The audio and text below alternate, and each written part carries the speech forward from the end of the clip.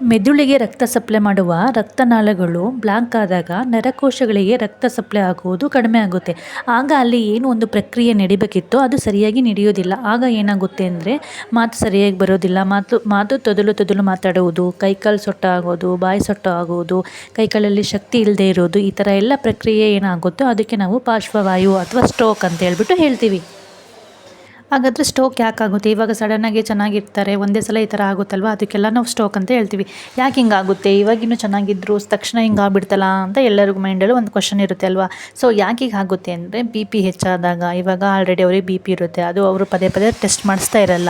BP ನಾವೇನಾದ್ರು ಪದೇ test ಮಾಡಿಸ್ತಾ ಇದ್ದಾಗ BP ಒಂದೇ ಸಲ ಜಾಸ್ತಿ ಆಗಿರುತ್ತೆ, ನಮಗದು ಗೊತ್ತಿರಲ್ಲ. ಆವಾಗ ಬ್ರೈನಲ್ಲಿ ರಕ್ತನಾಳಗಳು ಹೊಡೆದು ಹೋಗುತ್ತವೆ, ಆಗ ಈ ಥರ ಆಗುತ್ತೆ. ನೆಕ್ಸ್ಟು ಶುಗರ್ ಜಾಸ್ತಿ ಇದ್ರೂ ಅಷ್ಟೇ, ಶುಗರನ್ನು ನಾವು ಟೆಸ್ಟ್ ಮಾಡ್ತೇನೆ ಇದ್ರೂ ಅಷ್ಟೇ ಶುಗರ್ ಜಾಸ್ತಿ ಆದಾಗೂ ಈ ಥರ ಆಗುತ್ತೆ. ಕೊಲೆಸ್ಟ್ರಾಲ್, ನಮ್ಮ ದೇಹದಲ್ಲಿ ಕೆಟ್ಟ ಕೊಲೆಸ್ಟ್ರಾಲ್ ಜಾಸ್ತಿ ಆಗ್ತಾ ಹೋಗುತ್ತೆ. ಯಾಕೆ ಕೆಟ್ಟ ಕೊಲೆಸ್ಟ್ರಾಲ್ ಆಗುತ್ತೆ?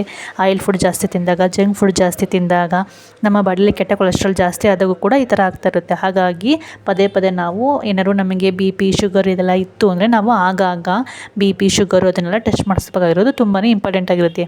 BP ಶುಗರ್ ಜಾಸ್ತಿ ಆದಾಗ ಇದಾಗೋ ಚಾನ್ಸಸ್ಸು ತುಂಬಾ ಜಾಸ್ತಿ ಇರುತ್ತೆ. ಹಾಗಾದರೆ ನಮಗೆ ಸ್ಟ್ರೋಕ್ ಆಗೋಕ್ಕೂ ಮುಂಚೆ ನಮ್ಮ ಬಾಡಿ ನಮಗೆ ಯಾವೆಲ್ಲ ಸಿಮ್ಟಮನ್ನು ತೋರಿಸುತ್ತೆ? ಇವಾಗ ಪ್ರತಿಯೊಂದು ಕಾಯಿಲೆಗೂ ಕೂಡ ತಕ್ಷಣವೇ ಅದು ಅಟ್ಯಾಕ್ ಆಗಲ್ಲ. ಅದಕ್ಕೂ ಮುಂಚೆ ನಮ್ಮ ಬಾಡಿ ನಮಗೆ ಕೆಲವೊಂದು ಸಿಮ್ಟಮ್ಸನ್ನು ತೋರಿಸ್ತಾ ಇರುತ್ತೆ ಅಲ್ವಾ. ಅದೇ ಥರ ಇವಾಗ ಈ ಸ್ಟ್ರೋಕ್ ಆಗೋಕ್ಕೂ ಮುಂಚೆ ನಮ್ಮ ಬಾಡಿ ನಮಗೆ ಯಾವೆಲ್ಲ ಸಿಮ್ಟಮ್ ತೋರಿಸುತ್ತೆ ಅಂತ ಇವಾಗ ನಾನು ಹೇಳ್ತಾ ಹೋಗ್ತೀನಿ.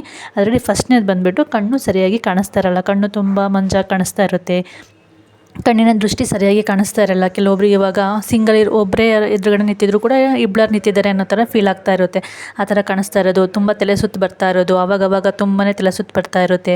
ಮತ್ತು ಒಂದು ಕೈ ಒಂದು ಕಾಲು ಫುಲ್ಲು ಜಮ್ ಹಿಡಿತಾ ಇರುತ್ತೆ. ಇವಾಗ ಒಂದು ಸ್ವಲ್ಪ ಹೊತ್ತು ಕೂತ್ರೂ ಸಹ ಜಮ್ ಹಿಡಿತಾ ಇರುತ್ತೆ, ಸುಮ್ಮನೆ ಇದ್ದರೂ ಕೂಡ ಜಮ್ ಹಿಡಿತಾರೆ. ಈ ಥರ ಜಾಸ್ತಿ ಜಮ್ ಹಿಡಿತಾ ಇರೋದು, ಈ ಥರ ಪದೇ ರಿಪೀಟ್ ಆಗ್ತಾ ಇರುತ್ತೆ ಇದೆಲ್ಲ.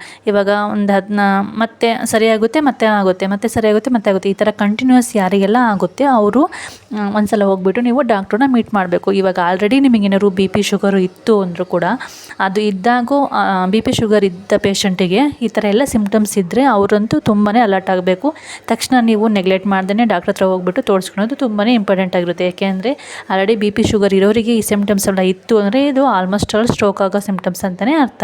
ಸೊ ಇದಿಷ್ಟು ಸಿಮ್ಟಮ್ಸ್ ಆಯಿತು. ಇವಾಗ ಸ್ಟ್ರೋಕ್ ಆಯಿತು ಅಂತಂದರೆ ಏನು ಮಾಡಬೇಕು? ಇವಾಗ ಕೆಲವೊಬ್ಬರು ಡಾಕ್ಟ್ರ್ ಹತ್ರ ಹೋಗ್ಬಿಟ್ಟು ಟ್ರೀಟ್ಮೆಂಟ್ ತಗೊತಾರೆ, ಕೆಲವೊಬ್ಬರು ನಾಟಿ ಔಷಧಿ ತೊಗೊಳ್ತಾರೆ, ಕೆಲವೊಬ್ಬರು ಫಿಸಿಯೋಥೆರಪಿ ಮಾಡಿಸ್ಕೊತಾರೆ. ಸೊ ಇದಿಷ್ಟರಲ್ಲಿ ಯಾವುದು ಬೆಟರು, ಯಾವುದನ್ನು ಯಾವಾಗ ಮಾಡಬೇಕು ಅಂತ ಇವಾಗ ನಾನು ಹೇಳ್ತಾ ಹೋಗ್ತೀನಿ. ಇವಾಗ ಸಡನ್ನಾಗಿ ಹಾರ್ಟ್ ಅಟ್ಯಾಕ್ ಹೆಂಗಾಗುತ್ತೋ ಸೊ ಸ್ಟ್ರೋಕು ಸಹ ಹಾಗೆ ಆಗುತ್ತೆ. ಸೊ ನಾರ್ಮಲಾಗಿ ಅವ್ರು ಚೆನ್ನಾಗೇ ಇರ್ತಾರೆ, ಸಡನ್ನಾಗಿ ಈ ಥರ ಆಗುತ್ತೆ.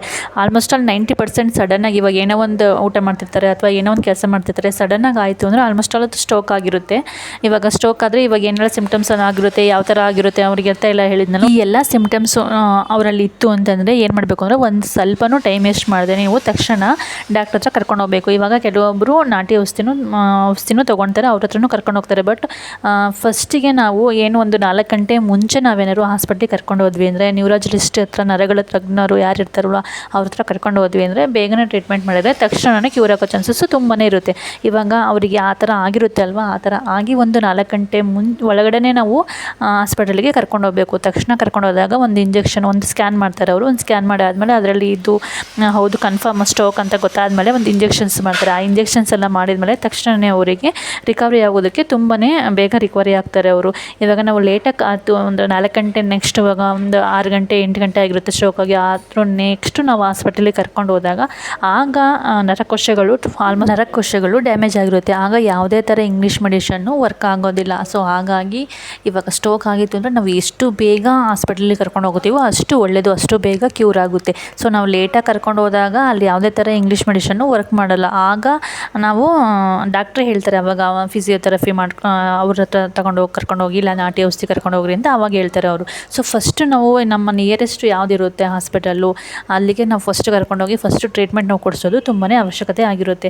ಇವಾಗ ಯಾಕೆ ಅಂದರೆ ಆವಾಗ ಬೇಗನೆ ಕ್ಯೂರ್ ಆಗುತ್ತೆ. ಇವಾಗ ಯಾವುದೇ ಒಂದು ಕಾಯಿಲೆಗಾದ್ರೂ ಅಷ್ಟೇ ನಾವು ಇನಿಷಿಯಲ್ ಸ್ಟೇಜಲ್ಲೇ ನಾವು ಟ್ರೀಟ್ಮೆಂಟ್ ತೊಗೊಂಡ್ವಿ ಅಂದರೆ ಬೇಗನೆ ಹುಷಾರಾಗುತ್ತೆ. ಇವಾಗ ಇವಾಗ ತಕ್ಷಣ ಆಗಿರುತ್ತೆ, ಇವಾಗ ಸ್ಟ್ರೋಕ್ ಆಗಿರುತ್ತೆ ತಕ್ಷಣ ಹೋಗ್ಬಿಟ್ಟು ನಾವು ಇವಾಗ ನಾಟಿ ಔಷಧಿನಿಗೂ ಹುಷಾರಾಯಿತು ಅಂತ ಕೆಲವೊಬ್ರು ಹೇಳ್ತಿರ್ತಾರಲ್ವ.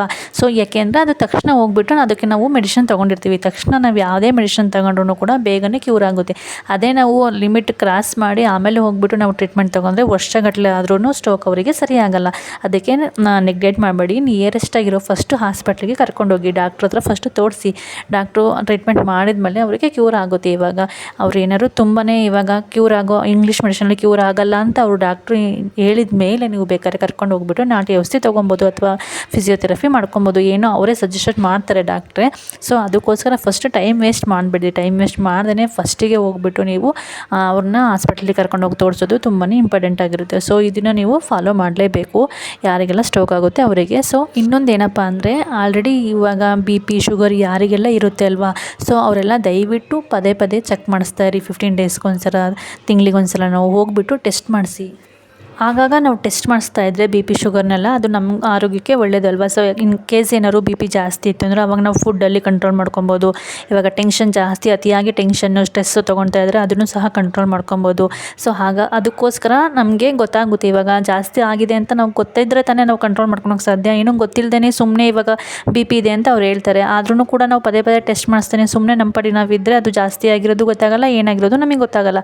ಹಾಗಾಗಿ ಪದೇ ಪದೇ ಟೆಸ್ಟ್ ಮಾಡಿಸ್ತಾ ಇರೋದು ತುಂಬಾ ಒಳ್ಳೆಯದು. ಆದಷ್ಟು ಟೆನ್ಷನ್ನು ಸ್ಟ್ರೆಸ್ಸು ಜಾಸ್ತಿ ತಗೊಳಕ್ಕೆ ಹೋಗಬೇಡಿ. ಇವಾಗ ಒಂದು ಕೆಲಸದಿಂದ ಇವಾಗ ಏನೋ ಒಂದು ಕೆಲಸಕ್ಕೆ ಹೋಗ್ತಾ ಇದ್ವಿ ಅಂದ್ರೂ ಅಷ್ಟೇ ತುಂಬಾ ಸ್ಟ್ರೆಸ್ಸು ಟೆನ್ಷನ್ನು ಜಾಸ್ತಿ ಇರುತ್ತೆ. ಕೆಲವೊಬ್ಬರು ನೈಟ್ ಡ್ಯೂಟಿ ಮಾಡೋರು ಇರ್ತೀರಾ, ನಿದ್ದೆ ಸರಿ ಆಗ್ತಿರಲ್ಲ, ಬೆಳಗ್ಗೆನೂ ಡ್ಯೂಟಿ ಮಾಡ್ತೀರಾ, ಸಂಜೆನೂ ಡ್ಯೂಟಿ ಮಾಡ್ತೀರಾ, ಈ ಥರ ಎಲ್ಲ ಕೆಲವೊಬ್ಬರು ಪರಿಸ್ಥಿತಿಲಿ ಮಾಡ್ತಾ ಇರ್ತೀರಾ. ಸೊ ಆದಷ್ಟು ಟೆನ್ಷನ್ಸನ್ನು ಅವಾಯ್ಡ್ ಮಾಡ್ತಾ ಬನ್ನಿ. ನಾವು ಎಷ್ಟು ಟೆನ್ಷನ್ ತೊಗೊಳ್ತೀವೋ ಅಷ್ಟು ನಮ್ಮ ಆರೋಗ್ಯಕ್ಕೆ ಹಾನಿಕಾರಕ. ಅದರಿಂದನೇ ಸಾಕಷ್ಟು ಕಾಯಿಲೆಗಳು ಬರ್ತಾ ಹೋಗುತ್ತೆ. ಸೊ ನಾವು ಎಷ್ಟು ಮನಃಶಾಂತಿಯಾಗಿ ಸಮಾಧಾನದಿಂದ ಇರ್ತೀವೋ ನಮ್ಮ ಆರೋಗ್ಯಕ್ಕೆ ಅಷ್ಟು ಒಳ್ಳೆಯದು. ಸೊ ಆದಷ್ಟು ಟೆನ್ಷನ್ ಮಾಡ್ದೇ ಆರಾಮಾಗಿ ಇರೋದನ್ನು ಅಭ್ಯಾಸ ಮಾಡ್ಕೊತಾ ಹೋಗಿ. ಆದಷ್ಟು ಸ್ವಲ್ಪ ವ್ಯಾಯಾಮ ಅದನ್ನೆಲ್ಲ ಮಾಡ್ತಾ ಬನ್ನಿ, ಧ್ಯಾನ ಅದನ್ನೆಲ್ಲ ಮಾಡ್ತಾ ಬನ್ನಿ. ಆಗ ಒಂದು ಸ್ವಲ್ಪ ಮೈಂಡು ರಿಲ್ಯಾಕ್ಸ್ ಆಗಿ ಕಾಮಾಗಿ ಇರುತ್ತೆ. ಆವಾಗ ನಮ್ಮ ಆರೋಗ್ಯಕ್ಕೂ ಕೂಡ ಒಳ್ಳೆಯದು. ಸೊ ಇದಿಷ್ಟು ಇವತ್ತಿನ ವಿಡಿಯೋ ಇತ್ತು. ಐ ಹೋಪ್ ಇವತ್ತಿನ ವಿಡಿಯೋ ನಿಮ್ಗೆಲ್ರಿಗೂ ತುಂಬಾ ಯೂಸ್ಫುಲ್ ಆಗಿದೆ ಅಂತ ಅಂದ್ಕೊತೀನಿ. ಇವತ್ತಿನ ವಿಡಿಯೋದಲ್ಲಿ ನಾನು ಸ್ಟ್ರೋಕ್ ಅಂದರೆ ಏನು, ಸ್ಟ್ರೋಕ್ ಯಾಕಾಗುತ್ತೆ, ಸ್ಟ್ರೋಕ್ ಆಗೋಕ್ಕೂ ಮುಂಚೆ ಯಾವೆಲ್ಲ ನಮ್ಮ ಬಾಡಿ ನಮಗೆ ಸಿಂಪ್ಟಮ್ಸ್ ತೋರಿಸುತ್ತೆ, ಆದಾಗ ಏನು ಮಾಡಬೇಕು, ಇಷ್ಟು ಪಾಯಿಂಟ್ಸನ್ನು ಕವರ್ ಮಾಡಿದ್ದೀನಿ. ಇವತ್ತಿನ ವಿಡಿಯೋ ನಿಮ್ಗೆಲ್ಲರಿಗೂ ತುಂಬಾ ಯೂಸ್ಫುಲ್ ಆಗಿದೆ ಅಂತ ಅಂದ್ಕೊತೀನಿ. ವಿಡಿಯೋ ಇಷ್ಟ ಆದರೆ ಪ್ಲೀಸ್ ಲೈಕ್ ಮಾಡಿ, ಶೇರ್ ಮಾಡಿ, ಹಾಗೆ ನನ್ನ ಚಾನಲ್ನ ಸಬ್ಸ್ಕ್ರೈಬ್ ಮಾಡ್ಕೊಳ್ಳಿ. Thanks for watching. Thank you so much.